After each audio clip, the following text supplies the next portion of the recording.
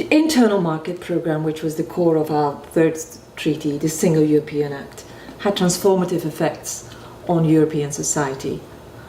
It had been an exciting endeavor where both, a broad coalition from the left and the right had said, yes, this is what we need to do.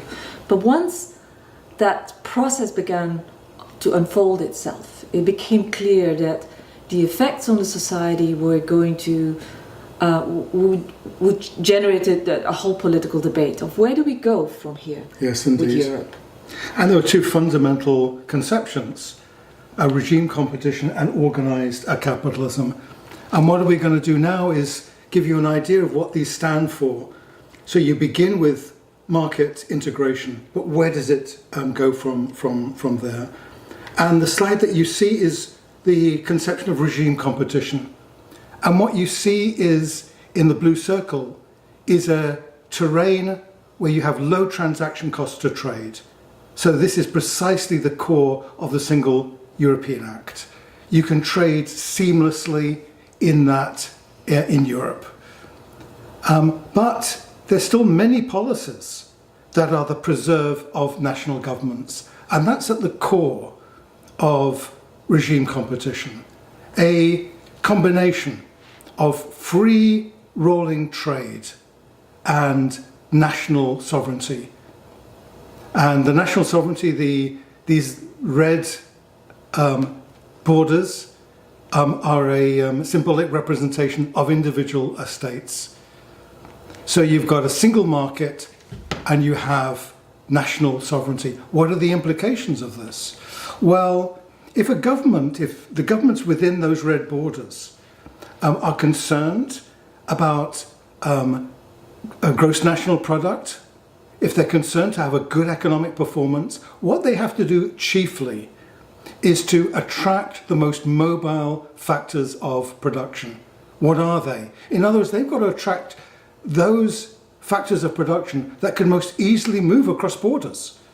Now that's not particularly labour, yes, workers can move, but it's much more difficult for a worker to move from one country to another than it is for a financial portfolio, or it is for a company that has plant in several of those units to say, well, where are we going to invest next? So the implication is that governments would have to worry about sustaining those most mobile factors of production. What does this mean? It means that they have to provide the policies. That is to say, policies that are low tax, policies that are low regulation, policies that attract mobile or footloose capitalism. And one implication of this is that there would be a race to the bottom. Each of these countries would be tempted to compete in providing regulations, low levels of taxation that would attract capital to their particular country. And that is so it's a combination of market integration and national sovereignty, which was precisely the view that Margaret Thatcher elaborated in her speeches, including her famous speech in Bruges. So I'm going to read from this speech because it really summarizes very succinctly Margaret Thatcher's vision of how Europe should build on that internal market. To try to suppress nationhood and concentrate power at the center of a European conglomerate would be highly damaging. We have not successfully rolled back the frontiers of the state in Britain, only to see them reimposed at a European level, with a European superstate exercising a new dominance from Brussels. So this is neoliberalism writ large. So Thatcher had imposed neoliberalism, the small state in Britain, and she saw a way to do this at the European level by virtue of competitive capitalism at the European level. But that was just one way of thinking beyond the internal market programme. And there was a very different vision coming from the center-left in Europe. And the key person there, the point person, was Jacques Delors, who was at that point the president of the European Commission. And his idea was that the internal market was just the beginning, was the first step, if you like, into building a version of what he called regulated capitalism, European regulated capitalism, in line with social democratic and Christian democratic traditions. So the goal there was a center-left agenda that would scale up. Instead of it being at the national level, parts of it would be reinstated or at the European level, such as more extensive redistribution. And Delors was the point person there, particularly in terms of territorial redistribution, something we talked about before, that is beefing up the funds that would go to the poorer regions, not necessarily states, throughout Europe. This was a few years after countries like Spain, Portugal and Greece had joined, where major parts of these countries were still very much, you'd almost say, come into the post-industrial world where Western Europe by then had arrived. And some call this an internal Marshall Plan. And indeed what happened is he would quadruple, or under his guidance, the European Union would quadruple the funds that would go to those regions. It became about a third of the European budget, that in itself was growing in those days. And then 4 years later, there would be another doubling. So this was quite big money, an element that he wanted to insert and managed to insert in the European Union. But it went beyond that. He and his coalition wanted stronger trade union rights at the European level. They wanted participation in terms of voting rights, involving the European citizen, providing meaning to citizenship, more social policy, greater environmental consciousness. So a bunch of goals that we have traditionally associated with social democracy and many Christian democratic parties in Europe as well. Now, the logical implication of these substantive goals was that you needed to strengthen the European institutions. That is, you needed to make them more supranational. For example, by trying to promote majority voting. So you could outvote Margaret Thatcher and her allies if they were in minority in the European institutions, say. And by strengthening the truly European institutions like the Parliament, like the Court, like later on, as we'll see, a central bank that could run independently of a particular national interest, and by empowering a variety of non-state actors, including citizens through direct elections, including regional governments through the redistribution that I was talking about, the regional funds, including NGOs that were welcomed to begin lobbying the European Commission. And the idea was that these, what Delors in his famous phrase called the living forces of Europe. Yes, the force vivre. Les forces vivres, indeed. That these would kind of circumvent national governments, which might be inclined to protect national sovereignty. And so he thought that would just lead to a strengthening of European institutions. Yes, this was a distinct philosophy of European integration. And the thing about Jacques Delors is he had such a clearly articulated conception of where Europe should go in these days.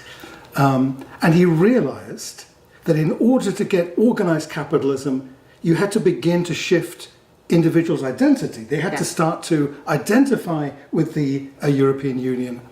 And Margaret Thatcher gave her speech in Bruges. Typically, she went to the heart of Europe, the College of Bruges, which was which is based in Belgium and which was set up, in fact, by an early European federalist and had been the breeding school for people who would then go on and work in the European institutions. Yeah, right, in the Commission particularly. Yeah.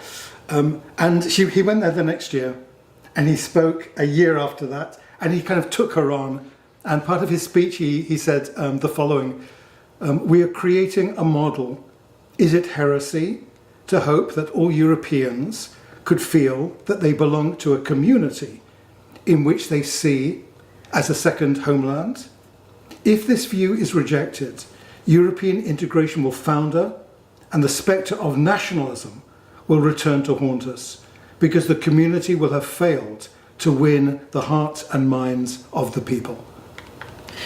So, what is beginning debate is suggesting is that it's very difficult to talk about substantive policy goals, whether you're a market liberalist like Margaret Thatcher or a regulated capitalist like Jacques Delors, without also talking about the nature of the European polity, whether you wanted more or less supranationalism, whether you wanted a strong supranational Europe or a sort of weak intergovernmental Europe.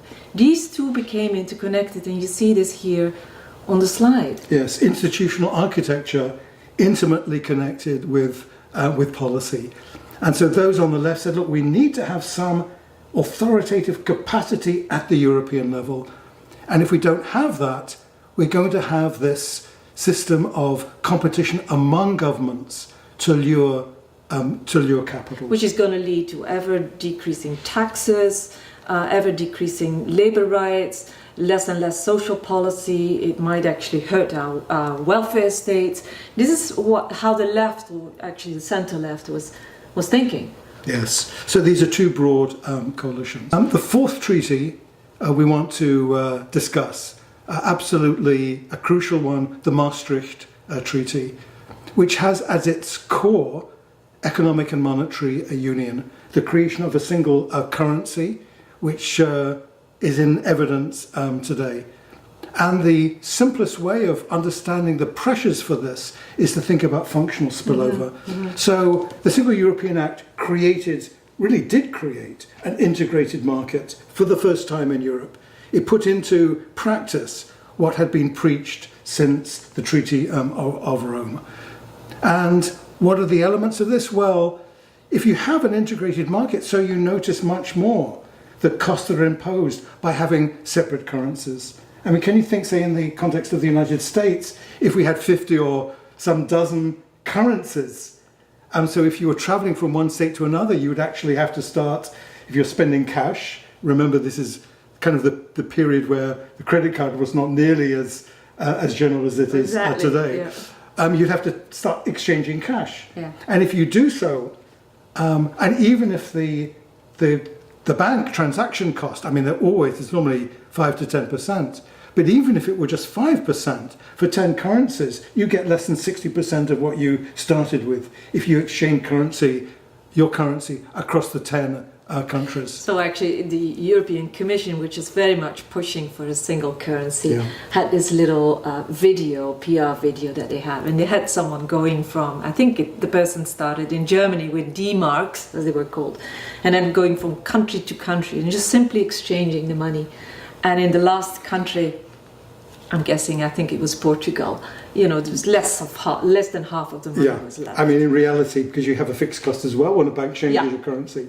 If you walk in with, 50 Deutschmark, German currency, how many French francs would you get? You would get probably 40 or 35 or something like that. And so there were many benefits.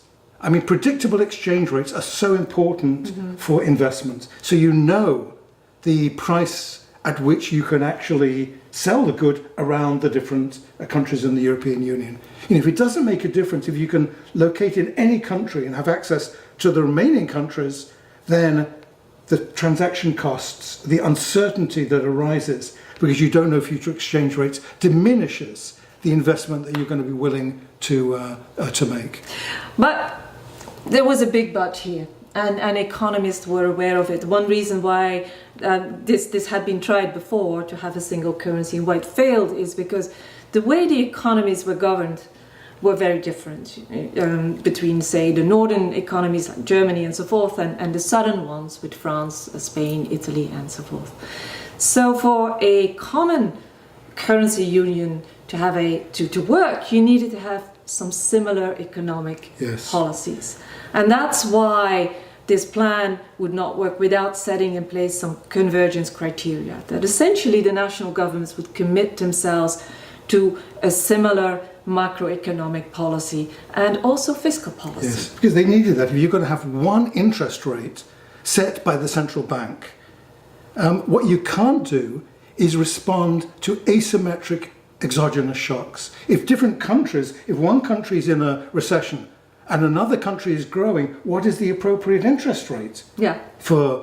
And so that's a great constraint. So the presumption was, look, first of all, we're going to impose these convergence criteria. 60% of the national debt, 3% of budget deficits on an annual basis. So countries had to meet those and other criteria as well. And the idea was that one, they would have this coherence, and two, they'd grow together. Yeah. Well, that didn't happen. So we'll that's for a future discussion. It didn't happen, but it seemed to work all right. So what the Maastricht Treaty did, it anchored a timetable in the treaty for achieving a single currency.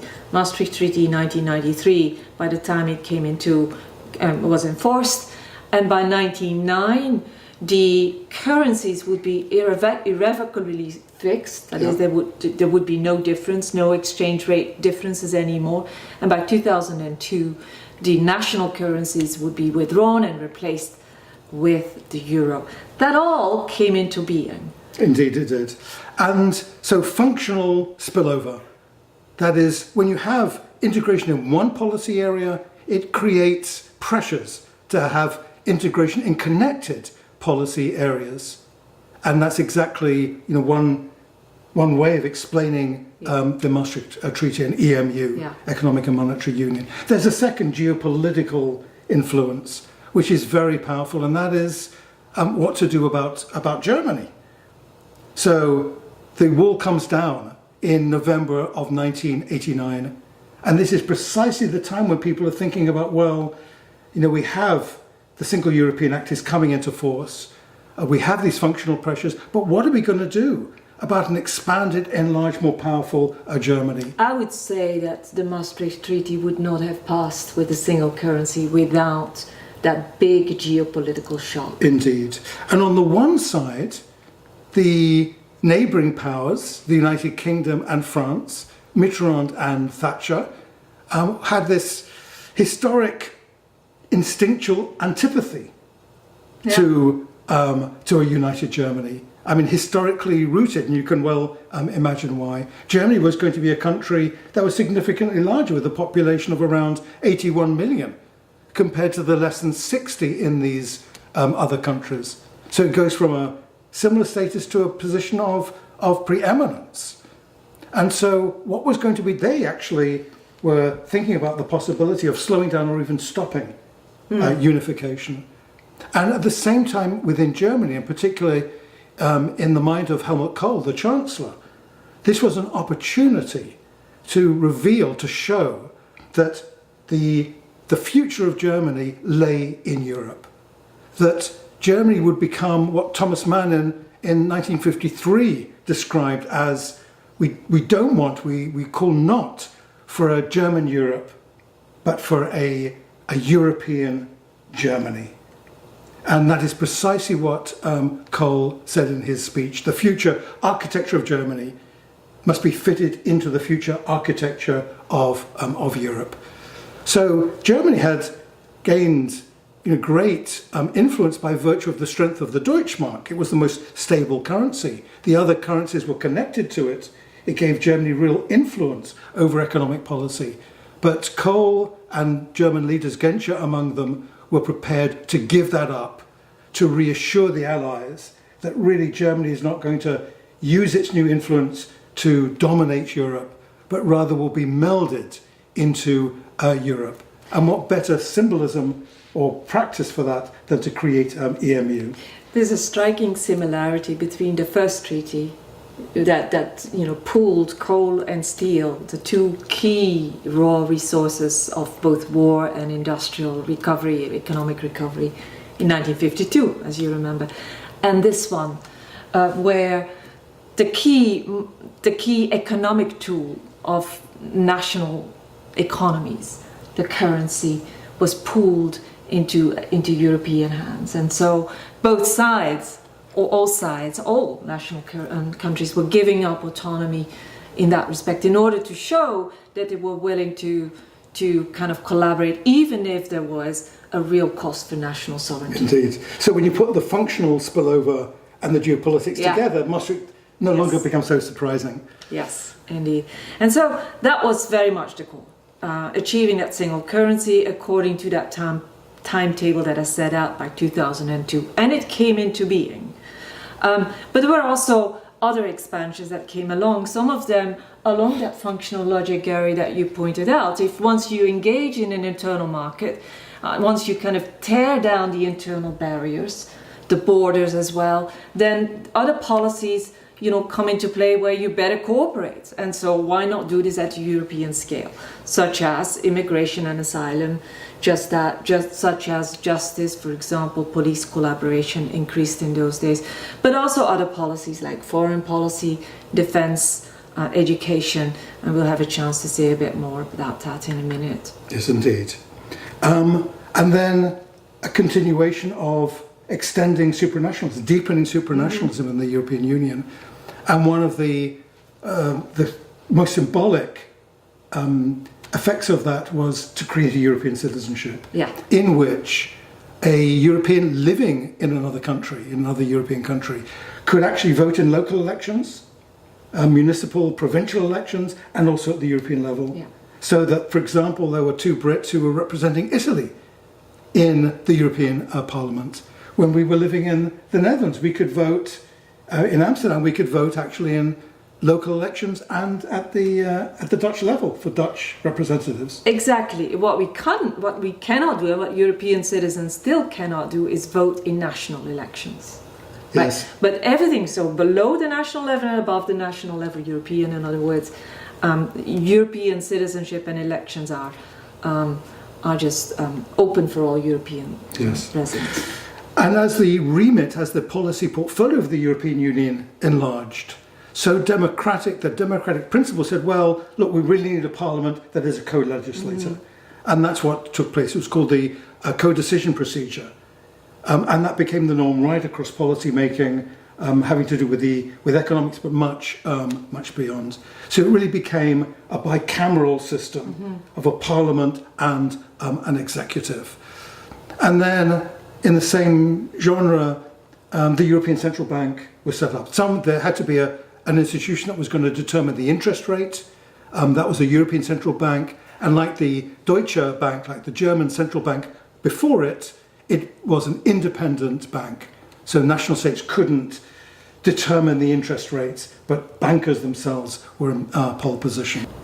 The institutions had changed, but life in Europe was also gradually changing in marked ways. One is, you see here the passports that Europeans were carrying around. Actually, these were introduced as of 1985. And it's interesting, what the Rome Treaty, at the core of it, had talked about 4 freedoms of movements, freedom of movements for goods, services, capital, and workers. But the Single European Act had changed one word. Workers became people. And it's that change that generated a number of changes, like introducing European passports. It's different from a US passport. In order to get a European passport, you have to go through national citizenship. So if you're not a national citizen, then you will not get European citizenship. But the other thing it also made possible or necessary is the elimination of border. And so as border controls came down, literally, it became traveling from Belgium to Germany became the same as traveling here from North Carolina, say, to Virginia. Right? So you don't have to stop at the border anymore. There were various implications, such as no border control means that the countries had to start collaborating on immigration. Who do you let in, who do you keep out? On asylum seekers. And on crime control, police cooperation and so forth. So there were a number of changes in people's lives that became gradually visible as people went on with their life. The other one I want to briefly talk about is something that was particularly visible among young people. And that is Erasmus, which was a student exchange program which started in 1987, whereby students could just like study abroad, which hadn't existed in Europe until then. You know, could you spend a semester or sometimes 2 semesters in a different country at a university and acquire credits there that they could incorporate in their program. The program really started small, about 3,200 students a year. I remember that very clearly because I was then at a university in Belgium, and I couldn't get. I never had the privilege to do this study abroad, but I did host several people who came to my university in Belgium, and I got to know taciturn Finns and very loquacious Czech citizens who came to spend some time and actually with whom I was sharing an office. So this opened all sorts of things. By now, 2020, these years, it's about 600,000 people a year. Most of them university students, but also people who are taking vocational training, also teachers, professors, and so forth. Apparently, about 27% of How interesting. Yeah, isn't it? About 20% of people who've taken an Erasmus program actually meet their long-term partner there. How interesting. And we actually had a former PhD student who found by experiment, by looking in detail at those who could go in this program and those who could go but did not go, and those who could go and did go, that it made an appreciable difference in the extent to which they had a European as alongside a national identity. So it actually made a difference in the way people felt about Europe. And one of the conditions here was to have the programs, the degree structure, convergent enough so that people could do this without losing the year. Exactly. And so the university systems have become more congruent in this context. Well, one thing that we really want to emphasize is that Maastricht was a sea change in the politics of Europe. Mm-hmm. And it was a sea change because for the first time it became clear that Europe was really changing the way in which people had a political life. It was not just the citizenship, it was the whole series losing their currency or changing the currency. People really noticed that. And when you put all of these individual policies together and you see them in the Maastricht Treaty on this slide, you know, a whole series of particular provisions in legalese, very difficult to understand for the normal person, at great length, very precisely formulated. So people couldn't understand the Maastricht Treaty, and yet they realized that it was a sea change in their politics. And that raised the spectre for some people, particularly those with an exclusive national identity, of a loss of national sovereignty. And when we kind of date the rise of right-wing or nationalist populist parties, this is a watershed in that respect. And it came in 2 surprises, because in 2 countries, Denmark in July of 1992, and France in September of 1992, there were referendums. That is, mass vote on an individual issue taken out of context. Are we going to accept the Maastricht Treaty? And in Denmark, it was rejected by a small margin, but rejected. And later there had to be a renegotiation, and that eventually was accepted. But it was a shock. And in France, there was the petit oui, a plurality in favour of accepting it by less than 1%. And Francois Mitterrand, the president, had put this on the agenda because he expected to gain the benefit of national acclaim. He thought it would be a very popular policy, and his hopes were utterly dashed. And so at the same time, a kind of a backdrop to the Maastricht Treaty is the growth of Euro-sceptical parties. Parties at that time gave as much, if not more, focus, several of them, to Europe as to immigration. This was the Finland's True Finns, now the Finns party, which was developed, which grew in the years following. Italy's Lega Nord in 1991, the Anti-Federalist League, which was the forerunner of the UK Independence Party in 1991, Denmark's June Party, because June was the month of the referendum. And then there's other parties, tan parties that really got a boost because they could embrace Euroscepticism, building on their nationalist image, like the Front National in France, which was then led by Jean-Marie Le Pen, who's the father of the current leader, Marine Le Pen, like the Vlaams Blok in Belgium, which was originally an anti-Belgian party, just a separatist party, but embraced also this Eurosceptic agenda, and a number of others. One can wonder, right, if there hadn't been the tremendous change in Europe that just fed into Euroscepticism,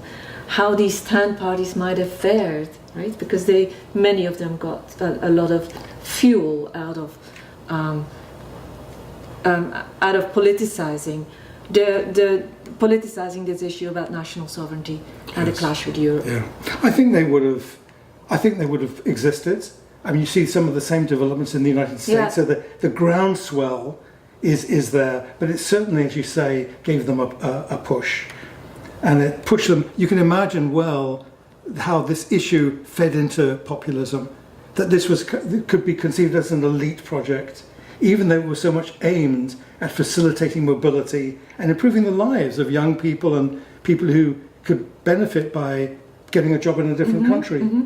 And yet it was put into effect in a treaty that very few people could understand. Yeah, indeed. So then a long decade of deep conflict, intense conflict very often, and ensued, and it took a long time for the European elites, if I can say so, to find their feet, and there were a few attempts of adjusting the emerging institutional structure to what people apparently wanted, and some of these failed. So now we go into our final treaty, which was the Treaty of Lisbon 2009, which is the one that currently is in place and sets the parameters for European cooperation. But at first it was defeated in France and in the Netherlands, predecessors of it, because on that wave of anti-Europeanism. The Treaty of Lisbon in some ways takes some steps back in terms of open federal supranational ambitions. In other ways it's a consolidation of supranationalism. But also at the same time it recognizes the role of national states, both in real terms, in them being able to influence decision making, and in symbolic terms. Another thing about the Treaty of Lisbon, as you said, look, it's the 2009, the final treaty. You know, why is Lisbon the last major treaty in European integration? Because national leaders, for very good reasons, don't want to agree to another treaty that would have to be put in some countries to referendums. And why should they risk losing in a popular referendum when the outcomes are just so difficult to predict and so amenable to simplistic views that this is the elite versus the people? So what were the main ingredients of the Treaty of Lisbon? The first is that there is this interesting decision rule, a new voting rule, a double majority voting rule, which involves 55% of the member states. So in that respect, it's each member state, irrespective of its size, that is the kind of the barrier, 55% for a positive agreement, and 65% of the total population in the European Union. So imagine that you would have a US Senate that works this way, right? So because this is the voting rule for the Council of Ministers, which is the equivalent to the US Senate. This is where the representatives of the states, of the national governments, take a seat and vote on legislation. Indeed. So This is right across the board now for all policy, this double majority voting rule. Another major change is the introduction of a charter for fundamental rights, which is a part which is now referred to in the Treaty of Lisbon. 54 articles. It's very different from the way in which the Constitution of the United States is framed, which is very simple, very elegant, and abstract in terms of its way it refers to human rights. This is much more detailed. It's got 54 articles, very specific. It bans capital punishment. So actually the United States today could not be a member of the European Union. It concerns privacy, regulations on privacy, protection of personal data. So it's more modern, if you like, right? I mean, Yes. late 18th century, we didn't think really of these types of things. Indeed, and it kind of constitutionalizes this. Yeah. Union rights, the rights of labour unions, protection of individual workers against unjustified dismissal, and universal access to healthcare. These are actually in the Charter of Fundamental Rights that is a part of the Lisbon, that is referred to explicitly as law in the Lisbon Treaty. So it's a much more inclusive notion of rights, of individual rights, social as well as political rights. And these are, by the way, these are just can be adjudicated by the European Court of Justice. Yes. Right? So yes. these can So the European Court of Justice is not in the Constitution, the European Constitution that was defeated in referendum.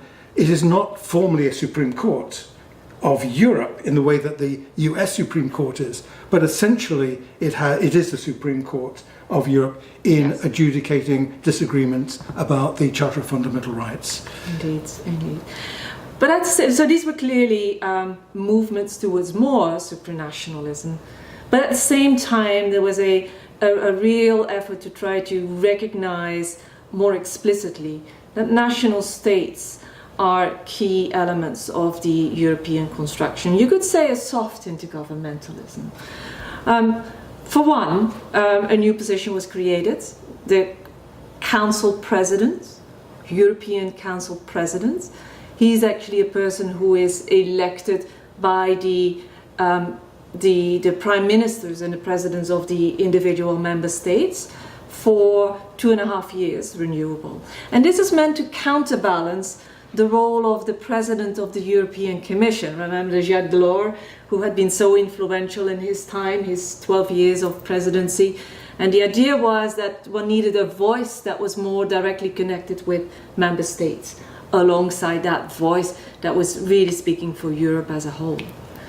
The other thing that happened is elevating the role of national parliaments. The European Parliament is one of the big winners through the 70 years of European integration. And there was a sense in some countries that the European Parliament wasn't really speaking for individual national governments. It wasn't meant to do this, it's meant to speak for citizens. And so to counterbalance that, the treaty institutes a new procedure whereby national parliaments, if they disagree with a draft law in the European Parliament, can essentially ring an alarm bell, as this is called. It's an early warning system. If a third of the national parliament raises concerns, then the process comes to a halt and a consultation procedure comes into being. Yes, it's kind of, it is a way of implementing multi-level governance. It is. So the national parliament would say, well, does subsidiarity, is it functionally valid for Europe to make this decision and take this decision out of the hands of local, regional governments and, above all, of national governments? That is the kind of ongoing debate. And you find that in most federal countries as well. You do. States' rights versus, federal power. Yeah. In reality, the procedure hasn't been used very often, 3 or 4 times. But what it has done, it has encouraged all the parties, and particularly the European institutions, to listen more carefully to potential objections that come from a number of national states. And then the third thing that many thought would just be a theoretical thing just in there was a withdrawal clause, as it is formally called, essentially the right to secede from the European Union, Article 50. And sooner than any one of us had imagined, we would know the exact language of Article 50 very soon. Indeed, we'll hear more about that later. Because that's, of course, what was triggered when the UK started the process of withdrawal. Yes. So, time to kind of sum up. What you see here is a figure that shows one way of looking at the development of the European Union, and that is it's grown in members from 6 in 1950 to 28 in 2029, and down one now, 27 in 2019. And it's so consistent with what we've been talking about in terms of simplifying the decision procedure. Yep. The more member states around the table, you don't want a complicated decision procedure. It's already pretty complicated, but one wants to kind of constrain that, and also to release or to finesse unanimity. Now, unanimity is still the rule on the adoption of new policies, on taxation, on enlargement itself. So basic, structural, fundamental change, sure, every member state will have to go along. But on the massive policy, which is the vast amount of legislation, unanimity is no longer the case. It is, as we were saying, the co-decision procedure and this double majority voting system.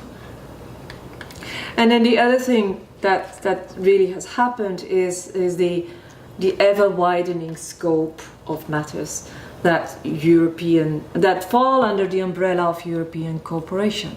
Yes, and so what you see here in terms of from red to blue, red being exclusively national, and as you move towards navy blue, exclusively European Union competence. So you can think of policies in terms of some balance. Who's making the decisions? Is it located exclusively at the national level, or is it located exclusively at the European level? And most policies are in between, but go back to 1950. And we began this 2-lecture series by pointing out that in 1950 it was the apogee, it was the domination of the national state, and everything is in red there. And then in 1952 with the coal and steel community, the European coal and steel community, well, there are just some kind of breaks in that national predominance in the areas of coal and steel, two vital industries, but goods and services there, energy, coal, industry. So there were certain, and social welfare. The European coal and steel community was concerned with the welfare of these important industrial groups of workers in these industries. So there were 4 on our schema here. There were 4 areas in which the European coal and steel community broke the model of exclusive nationalism. And then we come to 1992. And then you see that the red almost disappears. Except for some areas on public law, immigration and asylum. This is the end of the national state as as having monopoly of sovereignty on a range of policies. And Europe has become a multi-level polity, where the vast majority of policies is a matter of coordinating European, national, and often also subnational governments. And that's the story of Europe. And by 2020, there is no area anymore that is red. There's also, on the other side, virtually no area that is exclusively European. The few you see there, money and foreign exchange, of course, have to do with the currency union.